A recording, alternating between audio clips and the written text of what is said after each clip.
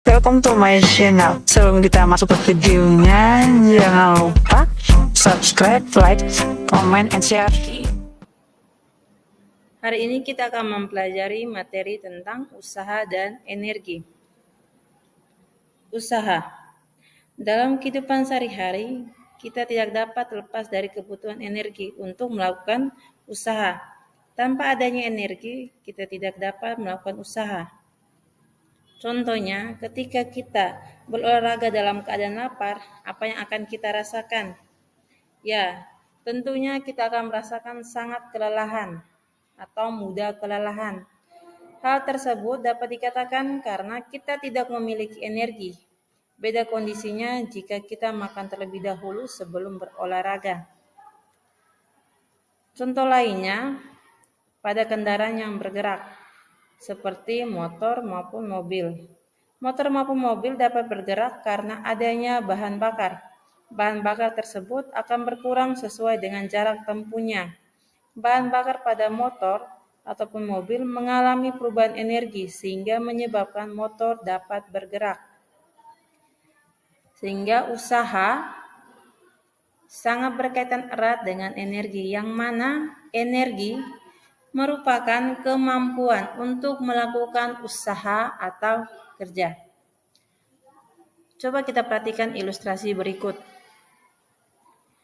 Jika kita mendorong suatu benda seperti kursi, kursi tersebut akan berpindah tempat. Pada peristiwa tersebut, dikatakan kita telah melakukan usaha. Mengapa kita mampu memindahkan kursi? Ya, tentu karena kita memiliki energi. Contoh lainnya, seseorang mendorong mobil yang mogok hingga mobil berpindah tempat. Dalam hal ini, pada mobil bergerak suatu gaya yang mengakibatkan terjadinya perpindahan. Selama gaya bekerja dan terjadi perpindahan, orang itu dikatakan melakukan usaha. Contoh lainnya, ada seseorang, contohnya sini namanya Andi. Andi mendorong tembok, tapi tembok tidak bergerak atau tetap diam, tidak berpindah sedikit pun. Yang menjadi pertanyaan, apakah Andi tidak mengeluarkan gaya? Ya, Andi telah mengeluarkan gaya yang bekerja pada tembok, tetapi kekuatan tembok lebih besar daripada gaya Andi. Akibatnya, tembok tidak bergeser. Meskipun Andi memberikan gaya ke tembok, tembok tidak mengalami perpindahan. Dengan demikian, dapat dikatakan bahwa usaha yang dilakukan oleh Andi sama dengan 0, atau secara sistematikanya W sama dengan 0. Sehingga dari beberapa ilustrasi tadi dapat kita simpulkan, usaha itu terjadi jika gaya yang bekerja pada suatu benda mengakibatkan benda itu berpindah tempat. Dan jika gaya yang bekerja tidak menyebabkan perpindahan, maka benda tersebut tidak melakukan usaha, atau dapat kita katakan usahanya sama dengan 0. Secara sistematika dapat dirumuskan sebagai usaha sama dengan gaya dikalikan dengan perpindahan, atau W sama dengan F dikalikan dengan S. Dengan W sama dengan usaha satuannya Joule, S perpindahan satuannya meter, gaya adalah F satuannya Newton. Untuk memahami rumus usaha, mari kita akan mengerjakan contoh soal. Contoh soal, Pak Sony menggunakan troli untuk memindahkan tumpukan kardus di gedung sejauh 2 meter. Jika gaya yang diberikan tumpukan kardus 500 Newton, tentukan usaha yang dilakukan Pak Sony. Nah, di soal ini yang ditanyakan adalah usaha yang dilakukan oleh Pak Sony. Sehingga dapat kita kerjakan sebagai berikut. Diketahui gaya 500 Newton, perpindahannya 2 meter. Ditanya W atau usaha. Sehingga usaha sama dengan gaya dikalikan perpindahan, sehingga 500 dikalikan 2 menjadi 1000 Joule. atau usaha yang dilakukan oleh Pak Sony adalah 1000 Joule. Untuk memahami rumus usaha lebih lanjut lagi, mari kita akan mengerjakan latihan soal di rumah. Ya, latih soalnya sebagai berikut. Silakan kerjakan di rumah Anda. Ya, kita lanjut. Usaha juga dikatakan sebagai banyaknya energi yang diubah dari satu bentuk ke bentuk yang lain. Yang menjadi pertanyaannya, apakah setiap benda mempunyai kecepatan yang sama dalam melakukan usaha? Coba perhatikan ilustrasi berikut. Ada dua mobil A dan B. Dua mobil yang sama berat menaiki bukit bersama-sama. Keduanya akan melakukan usaha yang sama besar. Akan tetapi, mobil A melakukan usaha dalam waktu yang lebih singkat daripada mobil B. Dengan demikian, mobil A dikatakan mempunyai daya yang lebih besar daripada mobil B. Lalu, apa pengertian daya tersebut? Ya, daya adalah laju suatu benda dalam melakukan usaha atau besar usaha yang dilakukan gaya dalam waktu 1 sekon. Sehingga secara sistematikanya dapat kita tuliskan menjadi daya sama dengan usaha dibagi waktu. Dengan P sama dengan daya satuannya watt, W sama dengan usaha satuannya joule, T sama dengan waktu satuannya sekon atau detik. Untuk memahami soal atau rumus pada daya, kita akan mengerjakan contoh soal. Ya, contoh soal, seorang anak memindahkan pasir menggunakan gerobak. Dalam waktu 5 menit, anak tersebut telah melakukan usaha sebesar 6.000 Joule. Besar daya tersebut pada anak adalah titik watt. Yang ditanyakan adalah besar daya anak tersebut, sehingga dapat kita kerjakan. Diketahui W sama dengan 6.000 Joule. Di sini usahanya 6.000 Joule dan waktunya 5 menit. Nah, waktu sini diketahui adalah 5 menit. Sedangkan pada rumusnya waktu itu harus sekon atau detik. Maka kita harus mengubah menit ke detik. Yang mana 1 menit sama 60 detik, sehingga 5 menitnya itu dikalikan dengan 60 detik, maka menjadi 300 detik. Yang ditanyakan P atau daya. Daya sama dengan usaha dibagi dengan waktu, sehingga menjadi 6.000 dibagi 300, maka menjadi 20 watt. Sehingga besar daya anak tersebut adalah 20 watt.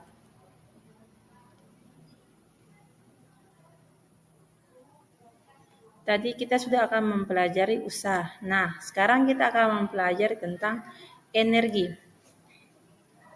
Energi berasal dari kata dalam bahasa Yunani, energia, yang berarti kegiatan atau aktivitas. Kata itu terdiri atas en atau dalam dan ergon atau kerja. Dengan demikian, energi adalah kemampuan untuk melakukan usaha atau kerja. Nah, dalam satuan SI, energi dinyatakan dalam joule, sedangkan satuan energi lainnya adalah kalori. Nah, energi ini memiliki bentuk-bentuk. Nah, bentuk-bentuk energi itu apa saja? Ya, bentuk-bentuk energi itu adalah energi kimia, energi kinetik, energi potensial, sampai dengan energi otot. Kita akan bahas pertama, energi kimia. Misalkan di rumahmu ada senter dan kemudian dinyalakan. Mengapa lampu senternya dapat menyala? Ya, lampu senter dapat menyala karena ada sumber energi. Nah, sumber energi itu berasal dari baterai. Baterai memiliki energi kimia, sehingga energi kimia dapat kita artikan menjadi energi yang tersimpan dalam senyawa-senyawa kimia. Dalam kehidupan sehari-hari, terdapat sumber energi kimia, di antaranya ada pada makanan, ada pada bahan bakar minyak, kayu bakar maupun aki. Nah, energi kimia yang tersimpan dalam makanan digunakan untuk menghasilkan energi otot sehingga kita dapat melakukan kerja. Energi kimia dalam bahan bakar minyak digunakan untuk memasak maupun menggerakkan kendaraan bermesin. Ya, kita masuk energi kinetik. Misalkan ketika kita bermain bola, bola yang ditendang mengenai kaca. Kaca akan pecah. Mengapa demikian? Bola yang bergerak memiliki energi kinetik sehingga mampu memecahkan kaca. Nah, dari ilustrasi tersebut, energi kinetik dapat kita artikan menjadi energi yang dimiliki oleh benda yang bergerak. Nah, contoh pada energi kinetik ini adalah mobil yang bergerak, angin yang berhembus, maupun baling-baling kipas angin yang sedang berputar. Energi potensial. Energi potensial adalah energi yang dimiliki benda karena letak dan kedudukannya. Semua benda yang berada di atas permukaan bumi memiliki energi potensial karena adanya gravitasi bumi. Contoh pada energi potensial adalah buah mangga yang di pohonnya, air terjun, dan seorang penerjun payung yang lagi melayang di udara.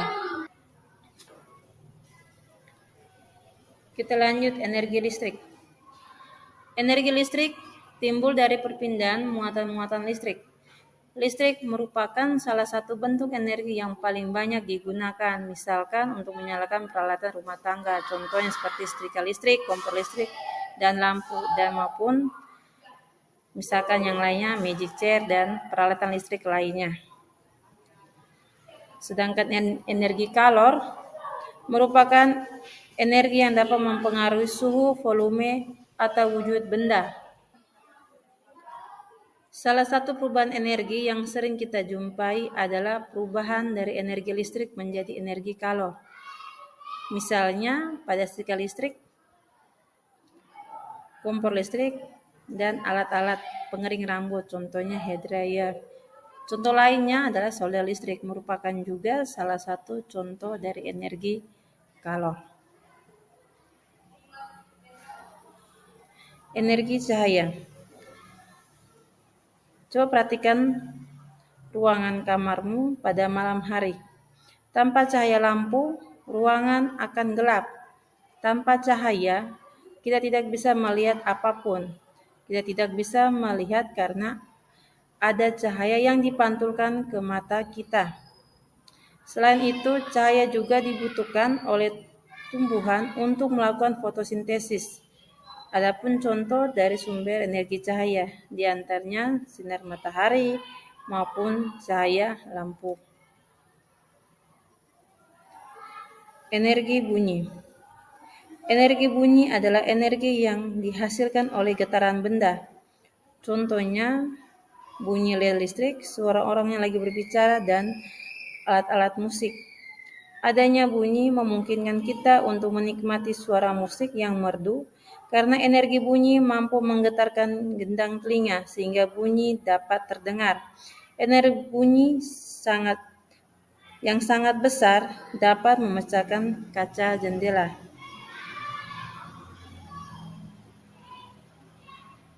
Yang terakhir, energi otot. Energi otot adalah energi yang dihasilkan oleh otot tubuh. Energi dalam tubuh dibentuk dari makanan, air, dan oksigen. Manusia dan hewan dapat menggerakkan organ tubuhnya untuk melakukan aktivitas karena memiliki energi otot. Dari energi-energi atau bentuk-bentuk energi tersebut, terdapat pula bentuk atau perubahan bentuk dari energi. Misalkan pada gambar yang tertera ada lampu baterai. Pada percobaan tersebut terjadi perubahan bentuk energi. Baterai memiliki energi kimia. Ketika kutub-kutub baterai dihubungkan dengan kabel, terjadi reaksi kimia dalam baterai yang menggerakkan muatan listrik sehingga timbul energi listrik. Ketika dihubungkan dengan sebuah lampu, lampu menyala dan menghasilkan energi cahaya. Nah, setelah lampu menyala, beberapa menit sentuhlah lampu tersebut. Apa yang akan kita rasakan? Ya, tentunya terasa panas. Jadi, selain menghasilkan energi cahaya, lampu juga menghasilkan energi kalor. Dari percobaan tersebut, perubahan energi yang terjadi adalah energi kimia berubah menjadi energi listrik berubah menjadi energi cahaya, dan energi cahaya menjadi energi kalor. Tadi kita sudah mempelajari apa itu perubahan bentuk energi maupun bentuk-bentuk dari energi. Nah, dari bentuk-bentuk energi ada dua bentuk energi, yaitu energi kinetik dan energi potensial. Kita bahas ulang tentang energi kinetik. Ya, energi kinetik itu tadi kan dikatakan bahwa energi yang dimiliki benda yang bergerak. Nah, dari pengertian ini dapat kita rumuskan menjadi EK atau energi kinetik sama dengan setengah dikalikan massa dikalikan dengan kecepatan dipangkat 2. Dengan EK sama energi kinetik atau satuannya Joule, M sama dengan massa satuannya kilogram, V sama dengan kecepatan satuannya meter per sekon. Mohon maaf, ada penulisan yang salah pada EK di sini. Untuk memahami rumus EK, coba kita kerjakan contoh soal berikut. Contoh soal, sebuah mobil bermassa 500 kg bergerak dengan kecepatan 25 meter per sekon. Hitunglah energi kinetik yang dimiliki mobil tersebut. Di sini diminta EK-nya. Maka dapat kita selesaikan. Diketahui massa yang sama dengan 500 kg, kecepatannya 25 meter per sekon, yang ditanya energi kinetik. Kita pasang rumus, energi kinetik sama dengan setengah dikalikan massa dikalikan kecepatan dipangkat 2. Sama dengan setengah kita kali 500 kita kalikan 25 dikalikan dengan 25. Kenapa dikalikan 25 dua kali? Karena kecepatannya tadi harus dipangkat 2 atau 25 kali 25 atau F dikalikan dengan F. Sama dengan setengah dikalikan 500 dikalikan 625. Maka menjadi 156.250 Joule.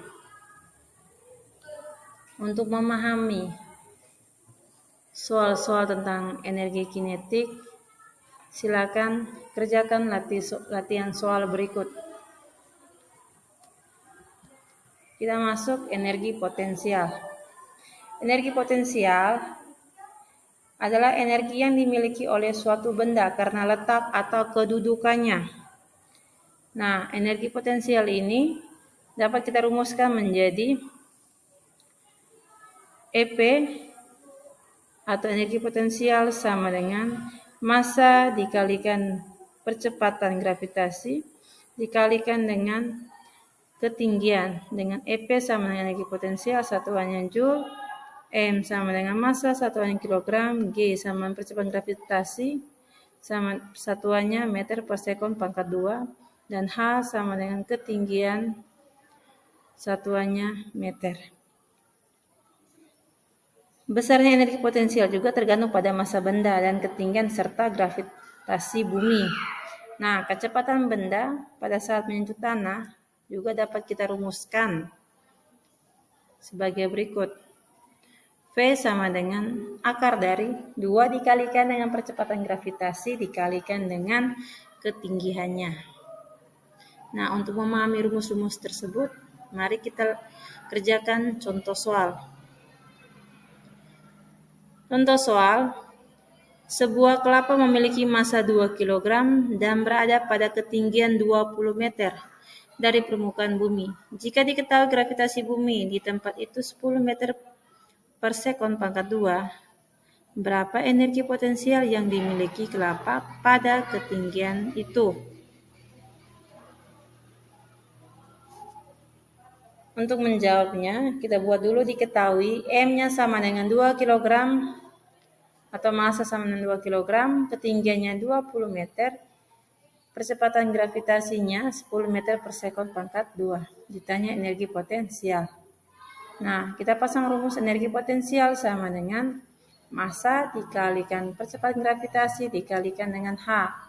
Sehingga menjadi 2 dikali 10 dikali 20 menjadi 400 Joule. Untuk memahaminya lebih lanjut, silakan kerja latihan soal berikut.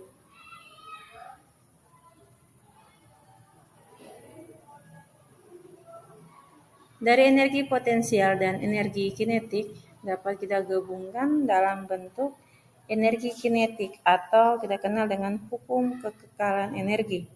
Hukum kekekalan energi menyatakan bahwa energi tidak dapat diciptakan dan tidak dapat dimusnahkan. Energi hanya dapat berubah dari suatu bentuk ke bentuk yang lain.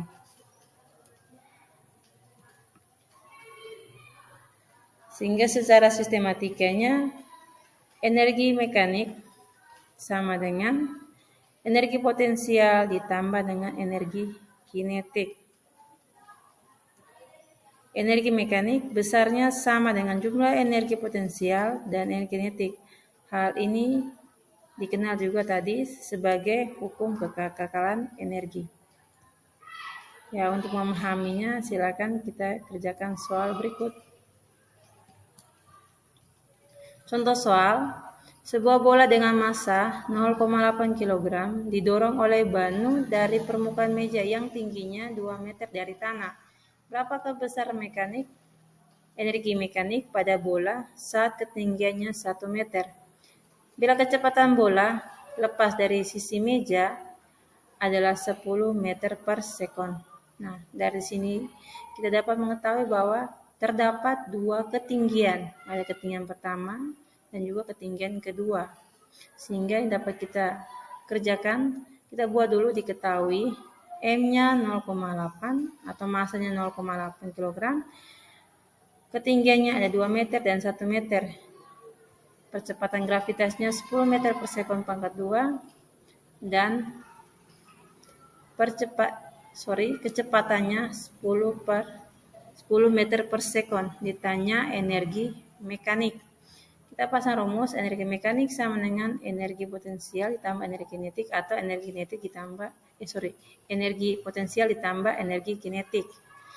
Maka kita pasang rumus energi kinetik itu kan rumusnya setengah kali massa dikalikan dengan kecepatan di pangkat 2 dan energi potensial rumusnya massa dikalikan dengan percepatan gravitasi dan ketinggian, sehingga dapat kita kerjakan menjadi setengah dikalikan massa 0,8 dikalikan percepatannya 10 dikalikan 10 karena di pangkat 2 percepatannya ditambah massanya 0,8 dikalikan 10 dikalikan ketinggiannya karena ada 2 maka kita kurangi 2 dikurangi 1 yaitu 1.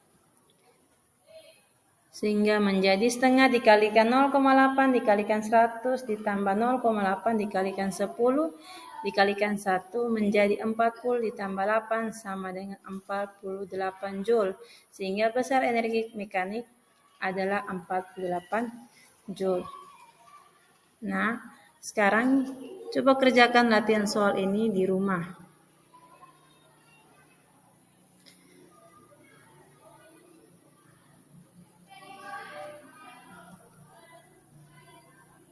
Sekarang kita akan mempelajari materi tentang sumber-sumber dari energi.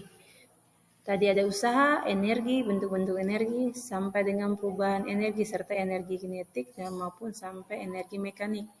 Nah, dari semua energi dan usaha itu terdapat sumber-sumber energi. Ya, sumber energi ini dibedakan menjadi dua, yaitu sumber energi yang dapat diperbarui dan tidak dapat diperbarui. Ya, kita bahas pertama sumber energi yang tidak dapat diperbaharui. Sumber energi dengan persediaan terbatas di alam dan suatu saat akan habis jika terus-menerus dipakai. Contohnya, ada BBM atau bahan bakar minyak, ada batu bara dan juga gas alam. BBM adalah energi yang paling banyak digunakan oleh manusia, misalkan untuk kendaraan bermotor, mesin-mesin pabrik, dan kompor minyak. Sedangkan batu bara merupakan sumber energi yang ada di alam dan harganya relatif murah. Oleh karena itu, batu bara banyak dimanfaatkan sebagai bahan bakar untuk memanaskan air yang akan menghasilkan uap sebagai penggerak turbin di pembangkit listrik tenaga uap atau PLTU. Nah, gas alam umumnya digunakan oleh rumah tangga dan industri sebagai bahan bakar pengganti BBM.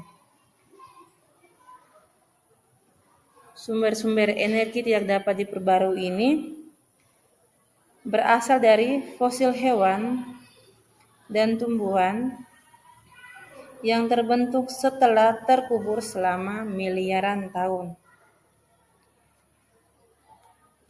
Sehingga misalkan kita kalau menggunakan energi yang tidak dapat diperbarui terus-menerus, maka lama-kelamaan energi yang tidak dapat diperbarui ini akan habis.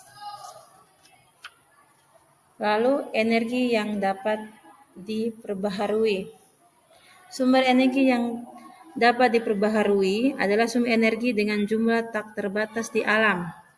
Para ahli berusaha mencari cara pemanfaatan bahan bakar energi itu agar mudah digunakan sebagai energi alternatif sebagai bahan bakar fosil. Nah, sumber energi yang dapat diperbaharui adalah energi angin, energi air, energi matahari, dan juga pasang surut air laut. Nah, energi angin telah banyak dimanfaatkan mulai dari hal yang sederhana sampai untuk keperluan besar. Energi angin banyak dimanfaatkan untuk menggerakkan pompa air, menggiling biji-bijian, dan juga pembangkit tenaga listrik dengan membuat kincir angin yang mampu menggerakkan turbin. Energi air dapat dimanfaatkan untuk pembangkit listrik tenaga air. Aliran air dan kecepatan tinggi dari bendungan dapat menggerakkan turbin yang dihubungkan ke generator, sehingga dihasilkan energi listrik. Energi matahari adalah energi yang dimiliki banyak manfaat. Misalnya untuk menghasilkan listrik dengan alat yang disebut dengan sel surya. Sel surya dapat mengubah energi cahaya matahari untuk diubah menjadi energi listrik. Nah, materi untuk usaha dan energinya sampai di sini dulu. Sekian dan terima kasih. Thanks for watching. Jangan lupa simak terus video pada channel ini ya.